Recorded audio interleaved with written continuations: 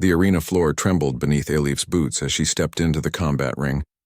Her crystalline armor, forged in the heart of a dying star, refracted the harsh lights into 1,000 dancing rainbows across the obsidian walls. Around her, thousands of alien spectators chittered, roared, and hummed in anticipation. The galactic combat tournament had never seen a human competitor before, and the crowd was hungry for spectacle. Elif was a Valtorian, one of the galaxy's most feared warrior species. Her forearms moved with practiced grace as she tested the weight of her plasma blade, its edge humming with contained fury. She had carved her reputation across 17 star systems, leaving broken champions in her wake. Today would be no different. The announcer's voice boomed through the translation matrix. Challenger approaching, species, human, planet, Earth, warrior designation, Adam. The laughter started as a ripple and built into a wave. Even Elif couldn't suppress the clicking sound that passed for amusement among her kind. The human who entered the arena was absurdly small by galactic standards, barely 2 meters tall, with only 2 arms and no visible natural weapons. His frame seemed almost fragile compared to the towering alien warriors who had competed before him. But what truly made the crowd roar with mirth was his weapon. Adam carried a wooden sword, not a plasma blade. Not a molecular disruptor, not even sharpened steel. Just a simple, curved wooden practice sword that humans called a bakken. Its surface was worn smooth with use, the grain visible even from across the arena. Elif's translator picked up the human's calm breathing as he bowed, a strange gesture from his homeworld. His dark eyes met hers without fear, without hesitation. That surprised her. Most warriors showed either rage or terror when facing a Valtorian champion. This human showed neither. Human, Elif's voice resonated through her helmet speakers. You mock this sacred arena with that toy. I will grant you mercy and end this quickly. Adam's lips curved into a small smile. Thank you for your consideration, he said, his voice quiet but clear. Shall we begin? The bell chimed. Elif struck like a comet, all 4 arms coordinating in the deadly dance that had won her countless victories. Her plasma blade carved through the air where Adam's head had been an instant before.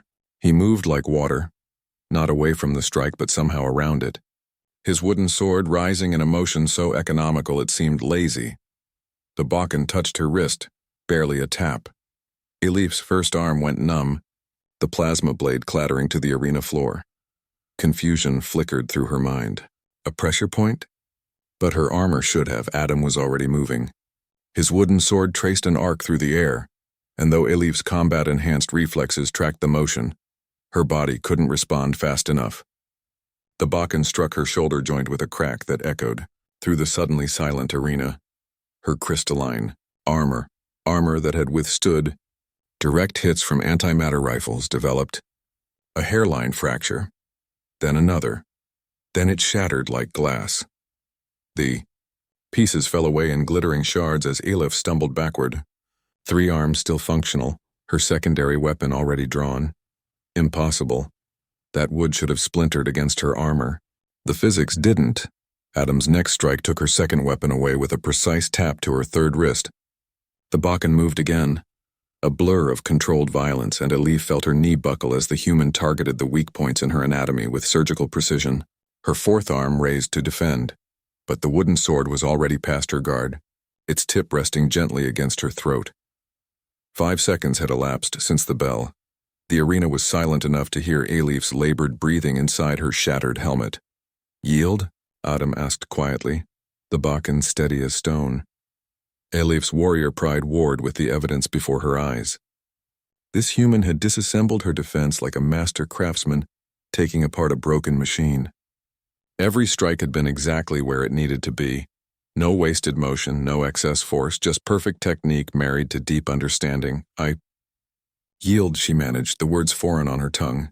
The crowd erupted. Adam stepped back immediately, lowering his weapon and bowing again. He offered Elif his hand, another strange human gesture. After a moment's hesitation, she took it, and he helped her to her feet with surprising strength. How? Elif asked as medical drones swarmed around them both. Your weapon is wood. My armor can withstand tremendous force, Adam finished. But force isn't everything. My teachers taught me that the strongest materials have points of resonance, frequencies where they become vulnerable. Your armor was designed to disperse energy. I didn't try to overpower it. I simply encouraged it to disperse in a particular direction. He held up the Bakken, its surface unmarked despite striking crystalline armor with enough precision to shatter it.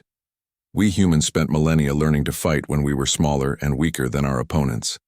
We learned that technique, timing, and understanding matter more than raw power. This wooden sword has been used in my family's dojo for 3 centuries, teaching students the same lessons. His smile widened slightly. We call it the way of yielding to overcome. Elif looked at the simple wooden weapon with new respect. Around them, the crowd's cheers had shifted from mockery to genuine admiration. News of the humans' victory would spread across the galaxy. How one of their kind had entered the arena with a wooden practice sword and defeated a Valtorian champion in 5 seconds. Your people, Elif said slowly, flexing her recovering arms. They will be formidable competitors in the galaxy. Adam's expression turned serious. We don't seek competition. We seek understanding, but, he hefted his Bakken, we're also very good at learning how things work. As they left the arena together, defeated champion and unlikely victor, Elif understood something the galaxy would soon learn. Humanity's true weapon wasn't their technology or their ferocity. It was their relentless dedication to perfecting whatever they touched, even something as simple as a wooden sword. The galaxy had laughed at the human with his toy weapon. The galaxy would not make that mistake again.